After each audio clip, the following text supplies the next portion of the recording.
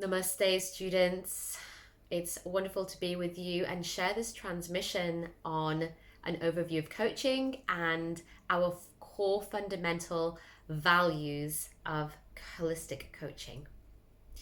So I'm going to be breaking down the content that we've shared as part of the course curriculum and going deeper into what Rup and I feel are our core fundamental aspects of holistic coaching that create what we feel is the most safe, empowering process with the highest level of integrity and quality for our coachees and our students. So let's begin.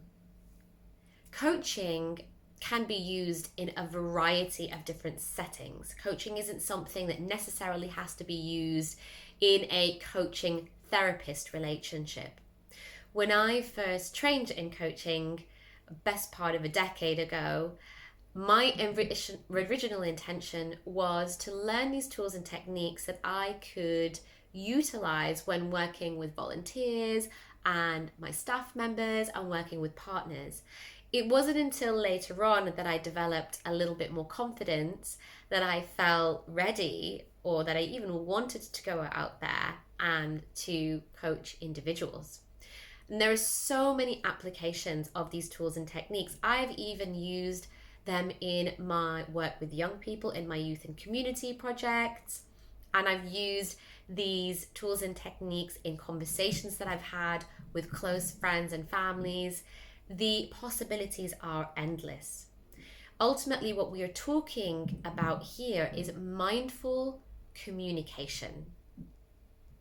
So for us, our holistic coaching method that we have developed over the last 10 years by fusing in all the different tools and techniques that we've picked up from all the different modalities that we work with, for us, this holistic coaching technique is very much aligned to safety, safeguarding, and empowerment. And for us as coaches, we want to teach you how to maintain the highest level of quality and integrity when working with your clients, when developing those spaces and developing the therapeutic relationship. So let's get in. Okay, so first of all, what is coaching? So coaching is an empowering tool to help individuals realize and reach their potential, visions and missions on planet Earth. So we're all here. We have chosen to be alive at this time, to have a role on planet Earth. And coaching has such a wonderful ability of helping individuals to realize what their role here is on this planet and what their vision is, what they see for humanity, what they see for themselves, what they see for their lives. The processes are designed to stimulate, expand, and enable thought processes and creativity, leading to personal and professional growth and change. So coaching is very different to what we may call mentoring, which is a little bit more directive. With coaching, we are supporting somebody to open up and unravel their thought processes so that they can find the answers that they are looking for within. So this is based on the premise, the absolute core fundamental belief that we all contain everything that we need, the answers, the wisdom, and the insight within us. And perhaps if that wisdom or insight is yet to drop into us, we contain the wisdom and the know-how of how to guide ourselves to the solutions that we seek. So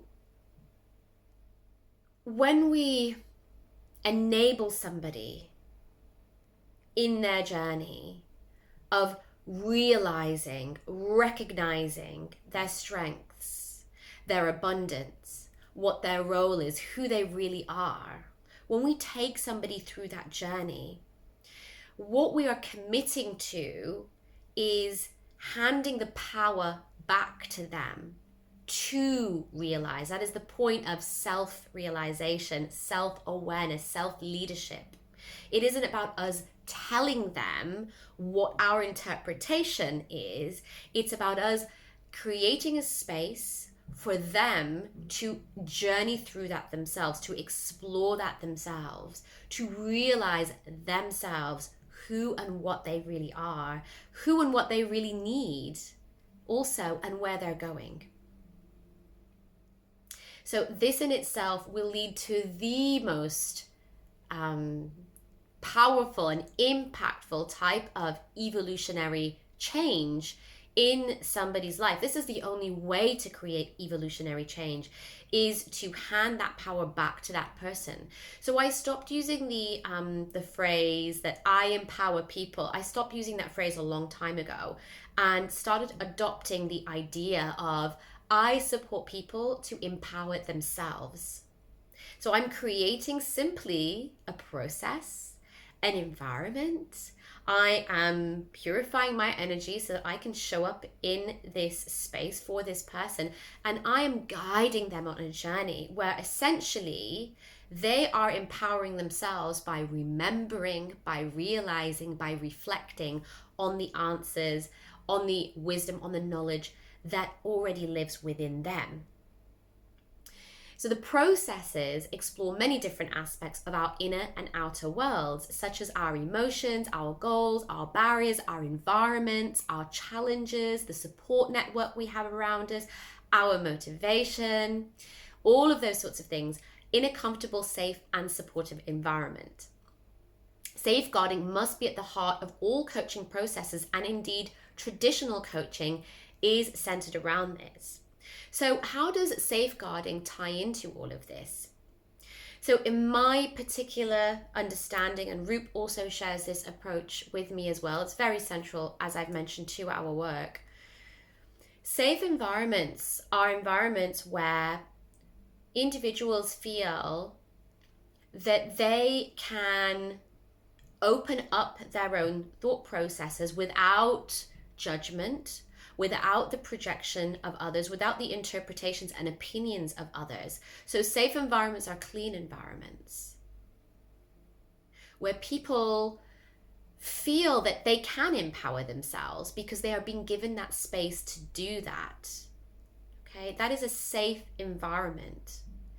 When we are projecting our opinions or fears or interpretations onto somebody else, that is something that we have created, that is a part of our own viewpoint, our own truth, and not necessarily a part of the truth of that individual.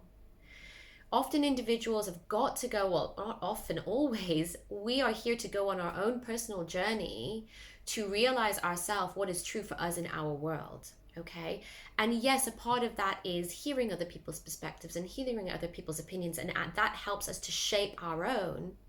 But there's a way to share your ideas and your opinions in a safe way. And that is what we teach through our coaching processes, through our fuller, longer coaching programs. Okay. We also include many tools and techniques to be able to deliver your ideas, your interpretations, your opinions in a safe way.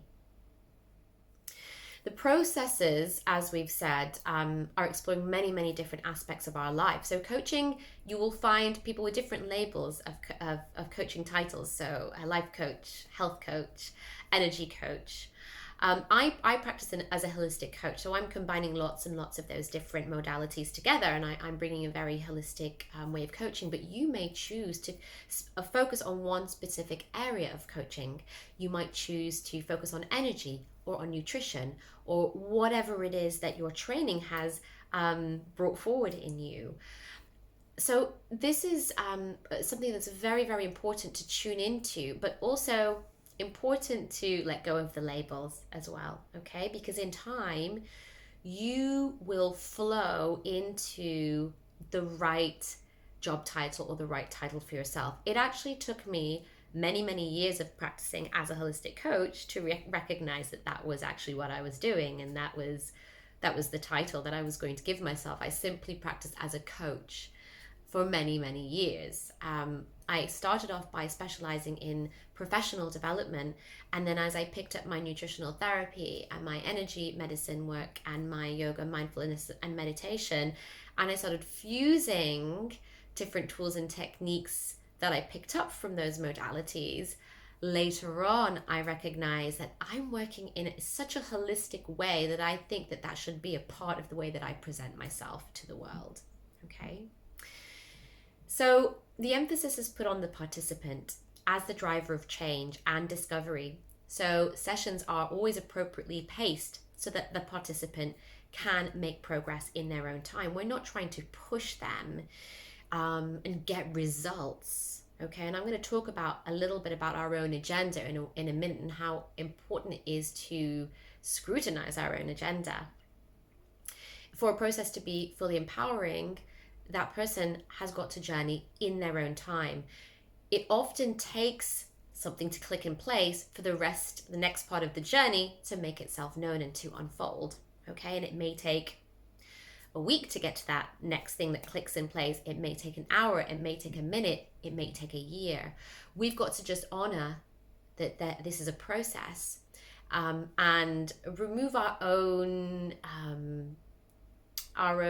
beliefs about time, our own judgments about the sessions and how long the sessions are taking. All that kind of stuff is going to influence how we show up in that moment, and how we enable and allow that participant to take their own time, therefore creating a fully empowering experience for them. Okay, it's never ever as empowering to hear somebody tell you something amazing about yourself than it is for you to realize it and recognize it yourself and feel it deep within your bones. That is always the most empowering option. So a great coach scrutinizes their own agenda and keeps it out of the way, showing up to their client in a clear, unbiased way, and being mindful of what the client needs from moment to moment. So the way that I structure my coaching process is about always checking in with the client and how things feel for them, how things are landing with them, how their own self-reflection is going, how it feels to be recognizing what they're recognizing, and what they need to feel more comfortable, to journey through this in a smoother way. If challenges are coming up, what do they need in that moment to regulate, to feel okay about what they're being faced? What support do they need moving forward? This is where the juicy part of coaching happenings. This is where we're really helping that person to identify the really important aspects that they want to develop in their life. Maybe it's support that they need, or maybe it's self-regulation, or whatever it is. But this is like the nuts and bolts of life, right? This is what helps us to thrive and survive and evolve. And so spending time to find out what our clients really need in order to evolve is where we're going to spend a lot of our energy. Coaching can be seen as continuing professional development, and is for many people. It is often a requirement for many job positions to have ongoing coaching or some sort of therapeutic modality as part of their ongoing continuing professional and personal development. I know as a therapist, a psychotherapist, also practicing in internal family medicines, it is seen as highly advisable to be getting this therapy myself and getting supervision. So I have got safe environments where I can talk about the things that are coming up for me and what I need as a therapist. It makes, of course, total sense. When you are in a job position, you're holding space for other people, it's important that we allow others to come in and hold that space for us and help us work out what we need to be more effective at our job, supporting others. So I'm going to move into one of the core aspects of our holistic coaching model that really kind of cross-cuts throughout everything. Everything is aligned to this. And that principle is self-leadership. Leadership or self-leadership as we call it. Because for us, in order to lead in whatever way that leadership, whatever shape or form that leadership is going to take, whether in a job role, whether in a community, whether as a public speaker or an educator, in whatever way, or even in your own family, whatever way this leadership is going to take place, it cannot happen without you leading yourself first and foremost, and without recognizing where this leadership is coming from. So is that something that you have thought about before? I want you to just kind of tune into this for a moment. Where is leadership coming from? Is the leadership coming from our body? Is it coming from our mind? Or is the leadership coming from our heart, our soul energy, perhaps? Where is the desire for leadership coming from? So these are all really important aspects that we go into and we really scrutinize at a much deeper level in our holistic coaching course and our energy medicine teacher training programs that are longer programs. Because what we recognize as teachers, Rupa and I, over the years, is that actually, and we certainly experience this ourselves, and we continue to see this reflected in the mirror. It's something that we drop into and drop out of. But the idea that there will be parts of our leadership that are coming from our mind, our thoughts, our beliefs about the world and what we think is right, and those parts of us that have got that energy, that plan, and that hold the beliefs around some of the stuff that we want to lead, some of the issues, the themes that we want to lead in. And also, we're leading from our soul energy, because our soul is the true essence of what and who we are, and very much holds a vision that our soul desires for humanity, for the planet, for the cosmos. And that vision, whether we recognize it or not, it fuses through and permeates and influences all aspects of our being. So we move, we talk, we share, we are that vision, we hold that vision, and everything that we do comes out of that vision. So when we drop into the vision of our soul, and certainly that there have been exercises for you to do that, and I encourage you to revisit the soul visioning exercises. When we drop into the vision of our soul and we remember what that is, and we remind ourselves, and we have that at the forefront of ourselves, our lives, our movements on a day-to-day basis, then we are remembering to drop into our soul energy and to be leading from the heart, leading from this place of self-leadership. Because from the place of soul, there is no judgment, there is no anger, there's no fear, there are no burdens. We are not burdened with our conditioned identity.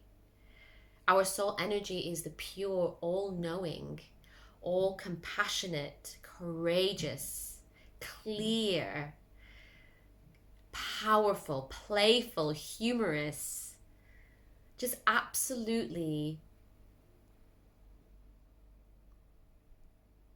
grounded energy, clear energy.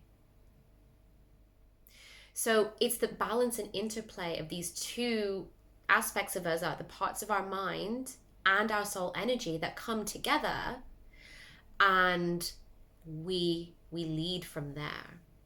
So it's really important to be aware of being in our self energy and what enables us to be in our self energy and lead from our self energy, from that place of clarity, where there is no judgment. That is what is helpful when we are creating the new way in society. And then recognizing the parts of our mind that are really helpful in our leadership, in moving forward, and bringing those ideas and those thoughts and beliefs from the mind and expressing that in a self-led way. So from self, we recognize the mind and we bring the expressions of the mind through, but we do that anchored in our self energy. So we watch when the judgments come through, we watch when the conditioned identity comes through, and we purify that from that expression, and we express what is pure from the mind. Okay, and again, we teach how to do this in a more sort of step-by-step way in our holistic coaching teacher training programs. So traditional models speak about leadership as encompassing qualities and skills, emotional intelligence, experience, behaviors, and so on, to be able to have the mindset to be able to lead others effectively. So this is what we're talking about, effective leadership. Effective leadership is when we are doing the same thing as we're doing as coaches. It's creating that safe environment for the people around us to thrive, for the people around us to contribute, to express, to communicate, and to thrive, recognizing that everybody has an important role to play on this planet. So we turn this concept on its head, okay? This idea of a leader encompasses a set of skills and emotional intelligence and all that kind of stuff to be able to lead effectively. We turn this on its head and assert that actually effective leadership must start with self or soul awareness, okay? In a dialogue and an anchoring of our own self energy in order to hold a space for others to grow and develop. It's really tricky to hold that pure space, that safe space for others to grow and develop when we're not holding it from a place of our self energy. When we're holding it from a place of our mind energy, it becomes tricky because we haven't recognized that our mind has got these beliefs and these identities that are being projected through what we're saying, our opinions, and how we're trying to construct that space. We might not recognize that we have an agenda that's been sort of influencing the process. When we are in our self energy, we know and we recognize all of that and we see all of that, and we want to, our desire is to create a clear space of non-judgment, of allowing that person to unfold and blossom, okay? So anchoring our self-energy into our body, and this is where the other beautiful techniques that we teach come in, the energy medicine, the mindfulness, the meditation. All of these tools help us to be able to be a self-led individual that can easily drop into an anchor in our self-energy, that can utilize tools to come back to our center when we do feel stressed or we do feel triggered. This is really, really super important, and why self-care and self-practice is of utmost importance for working in any position where you are holding space for others. So it's not just the skills and qualities of the mindset that make us a good leader. That's why I said we're turning this whole, you need to have emotional intelligence, you need to have experience, you need to have behavior, you need to have all of these things. Like, we're turning that on its head, because it's not just about the mindset. It's not just about the cognitive ability. It's not just about your experience. You could have been doing this for 20 years, but not from a self-led place, okay? It's about our abundance of self-energy and having the capacity to lead ourselves into conscious dialogue with ourselves and conscious action that involves and facilitates others in an ethical way, where they are empowered through the process. Okay? So this kind of self-leadership requires that inner work, that inner reflection and practice, which is what we are teaching in many aspects of this training program. Okay, so coaching is not, just to recap, coaching is not about leading the coachee into a solution that you think is best. It's not about giving critical feedback. It's not about giving advice on what you think that person should do. It's not an opportunity for us to fix another person or rescue another person. It's just the paradigm, the victim consciousness, the drama triangle that again we have shared in other parts of this course. really recommend that you go back and you revisit the drama triangle and start to piece this together with also that in mind. Okay, we upgrade our rescuer, our fixer rescuer energy. We can upgrade that into something more helpful and useful, because when we're trying to fix or rescue someone, what we're essentially saying is they need fixing. There's something is wrong and broken with them.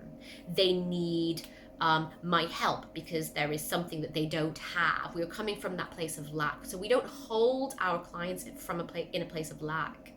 We actually hold them in a place of abundance and recognize that we're just here to help them see it. That they don't lack anything. They're just simply in a process of remembering and realizing. Okay.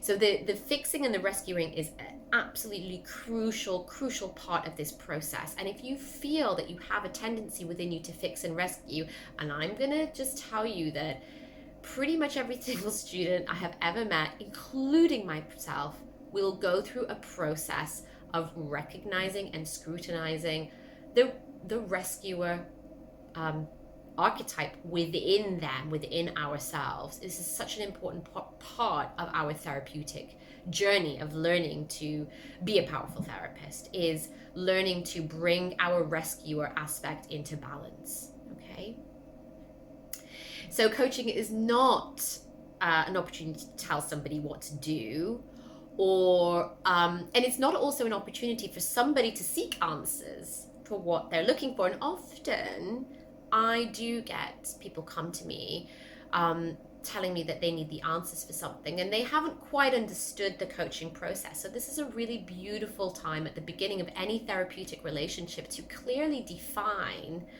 what they can expect from you and what you expect from them in terms of some of these really core things. You know, we're not actually expecting, we don't have really, I'm not talking about expectations in terms of like my conditioned identity and my opinion of what I expect somebody should be doing, what level they should be at. I'm talking about that what I expect my client to understand is that I'm not here to fix them and I'm not here to give them the answers, because I'm actually here to support them in a fully empowering way to find that themselves. And I want them to recognize that, you know, and I expect them to recognize that because it's going to help them to get the most out of the sessions. And also, if what they want is really to be given the answers and to be directed, then perhaps coaching isn't the right opportunity for them. Perhaps what they're looking for is a mentor. Mentoring is also something that I do. I also get a lot of people coming to me just for mentoring sessions, and that's great. But there's a very clear distinction here. A mentor will guide and direct you in a different way, will share opinions, will tell you what to do, but a coach is going to enable you to find that within yourself. So really important to clarify this with your students, your clients, the people that you're working with. A lot of the issues that I've seen where the coaching hasn't been effective or the therapeutic relationship has been broken down is often what I see when we rewind the clock and we look at what happened at the beginning of setting up these coaching experiences, is that wasn't clarified in the beginning. There wasn't a clear objective or goal, or the client was not aware that actually they're not going to be getting answers. They're not going to be getting told what to do. Often we say that coaches don't actually even need to be from the same industry as the person that they're coaching, because actually they're not there to tell them the answers. They're just there to help them open up their thought processes. So coaching is not about creating more problems or handing over your power to somebody else as a coach or a coachee. Coaching also isn't an opportunity for you to just get work experience as well, because you're not going to be told what to do by your coachee. You're going to have to find the answers yourself. And coaching, the last point is, coaching is certainly not psychotherapy, psychiatry, counseling, psychoanalysis, or anything like that. Okay, coaching can be very therapeutic, but it is not a replacement for a trained psychotherapist, counselor, psychoanalyst. That is something entirely different. Okay?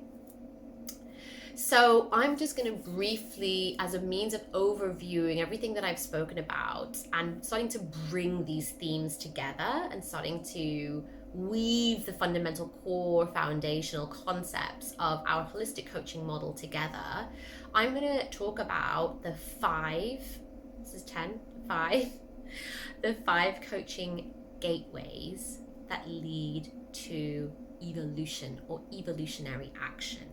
Okay, so evolutionary action is what on the yogic path we include as part of our dharma, our purposeful living. So to come out of suffering, come out of the negativity, if you want to use that term, or the denseness or the conditioned identity that we've created, that we have even moved through our lives from that place of conditioned identity. We have created and constructed a whole world. When we recognize that that has been coming from the mind and our conditioned identity, we can use evolutionary action to move out of that into a dharmic path, a purposeful path of living. So evolutionary action is that process of change. The kriya, as we call it on the yogic path, evolutionary action. It's very dynamic. We bring energy in and we just let things shift. Okay, so the first coaching gateway is conscious inner dialogue.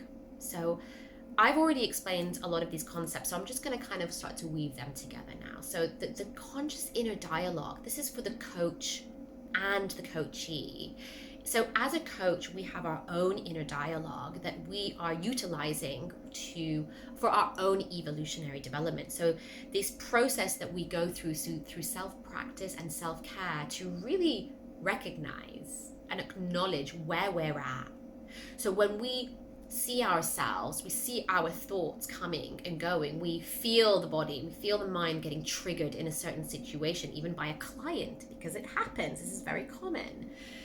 For us as a therapist, that inner dialogue in that moment is really important, to listen to that inner dialogue, to hear what that part of my mind or my body that's being triggered has to say about that, and hold space, because it's important for us to acknowledge what is going on internally for us, our triggers, our thoughts, our beliefs. When they come up in that moment, when we see something and the thought comes up, we're like, wow, that's a really strong belief that I'm holding there. If we can't hold space for that, if we cannot engage in that inner dialogue and acknowledge what's happening, then we're simply pushing it away, we're ignoring it. And when we push it away and we're ignoring it, we are not working on it in that moment. We're not giving ourselves that opportunity to transmute or reframe or refine or correct our thoughts. And this is so important in the therapeutic process, for our own process, to be able to prevent our projection of our fears and our opinions onto our client, because we want to create this beautiful, safe bubble for them. Okay, so it's like we have that dialogue to then purge the need from within us to tell that person what to do. Okay, using that example. So that inner dialogue is really important. But then also, if you flip that onto the client, the inner dialogue for the client to go through their own journey, to recognize for themselves what is going on internally for them, so that they too can go through their process of acknowledging where they're at, acknowledging their conditioned beliefs, acknowledging their thoughts, acknowledging the feelings arising within the body, so they can go on their process of unraveling that, of reflecting on that, and then of refining and correcting that themselves. Okay, so the second gateway that leads to evolutionary action is conscious dialogue with others. So conscious dialogue, mindful communication is another way of expressing this idea with others. So our ability to express ourselves in a conscious and mindful way to others and with others. So a lot of that is about really owning our stuff, owning our beliefs, our thoughts, our projections, So I want to clarify something. We all have fears, we all have opinions, this is the part of the mind. And what I'm not saying is that those things are bad because they're opinions, or they're, that's our identity. It's not someone else's identity. So it's not a good thing. No, that is a part of who we are, and it's all good. We just want to be mindful that our opinion or our fear is not being projected onto somebody else in a way that's trying to change them or manipulate them. So that's why we scrutinize our own agenda, and we go, okay, right, so this is coming up, this part of me that feels that it needs to share something that's really important, a piece of information about something, for example, the healthcare. For example, right now, massive topic are the vaccines for COVID. So, I'm watching a part of me that really feels a need to share what I know about vaccines and about the potential side effects and harmful effects of vaccines. But I've had to really go through a process to look at, where is that coming from? Is that coming from fear? So there is some of that because I'm afraid that the people that I love are going to be harmed. There's also some of that is coming from a sense of, I know what's right because I've been studying this and I've been looking at this and I need people to know this, and because they don't know it, they need to know it. There is part of that as well. So now that I have faced up to the agenda of the parts of my mind that they want to get this information out there for their own reasons, and I really drop into my sense of self and I asked myself, what is important for me? And I really go into that, and I'm like, what's important for me is that the people around me can make an informed decision, but that the people around me that are interested and want to and are open to this, because when I drop in, I know that I don't want to create any stress or suffering for anybody. And so if there are people out there that are going to be stressed and are going to be upset by what they hear from me, and it's going to send them into a spiral, I don't want to be a part of that. So as part of sharing what I know, I have to find a way of inviting people into that process so that I'm not just simply, projecting this stuff onto them. I invite people into that conversation. I have some really, really interesting and helpful information about the vaccines that I feel will help you make a more informed decision. If you feel that you really want that and you require that and you want to hear that, just let me know. I'm happy to share with you right now. And that person is being invited and has an opportunity to say no. I've already made my mind up. I'm going to take the vaccine. And just hearing from you what's harmful about the vaccine is just going to make me worried, because I know I'm going to take it. I have to take it. And I don't want to be the one to worry and put that stress on somebody, because then that is an energetic connection that I'm creating that I have to go back and dissolve and purge later on. So my level of mindful communication has to be at that level where I am mindful about not creating any stress or karma effectively in somebody else as a part of my communication. So I now tend to invite people into conversations, invite them into this situation with me, rather than I'm just going to give you this unsolicited information or feedback. Okay? So conscious dialogue, again, this is so important for the self-empowering process, is that we really hand that power over to somebody and we articulate that, and that we use this powerful language that we have in all of its forms, body language included, energetically, that we use this in the way that is of the highest, greatest, and good for our clients and students.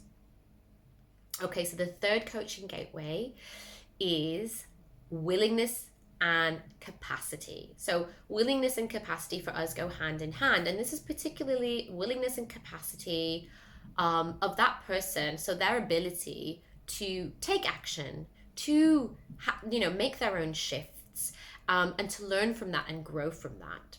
So this is often the missing link in a lot of therapeutic processes, and this is the thing that I've really unpicked and that I bring forward in a lot of my training, because people often I don't know where to start, It's like they know because they've read or they've learned or they've been told by their coach or whatever that ultimately I've got to eliminate alcohol from my diet. So you could just jump straight into that, and your experience of that is going to be as it is. But if you take a step back and you actually approach this first in terms of step one, where is my willingness and capacity around this particular concept, issue, whatever, problem, however you want to see it. So I need to stop drinking alcohol. I want to stop drinking alcohol, shall we say. And when I look at that in terms of my willingness or a like capacity to do that, I'm going to get really real. I'm not really very willing. I have a lot of resistance. And that is the reality. That is the reality. So I can try and jump into doing it, but then, it's going to be a really tough journey. So what I like to bring into the coaching therapeutic process is actually addressing things from this point. Okay, let's just look at your capacity. Let's look at your willingness to do this. And we work on that. So we work on increasing our willingness to explore this area before we actually launch somebody into a whole plan around it. Sometimes willingness is very tied into our feelings of self-worth. Yeah, so sometimes if we have this deeply entrenched sense of I am not worthy of being this powerful, amazing person, so I'm not worthy of putting myself through this self practice or self coaching or self leadership regime that I'm doing right now, then my willingness is going to be really low because actually I don't even feel worthy of it. So bringing this perspective of, well, what capacity do you have and how willing are you to do this, just allows us to open up a whole dialogue around all of the things that are actually going to resist us or prevent us or block us from moving into this area. And it helps us to identify the potential blocks and barriers as well. So the fourth coaching gateway is around groundedness and stability, to trust in ourselves and trust in the coach. Okay, so this really very much speaks for itself. We haven't covered it so much in this talk, but often when we are unraveling and we're exploring our inner thoughts and processes, so coaching it can be a trauma-informed practice, but isn't necessarily a practice or a modality that's going to be bringing up really kind of deep, dark stuff or a trauma or a wounding or anything like that. Sometimes coaching can kind of remain more at a sort of surface to medium level.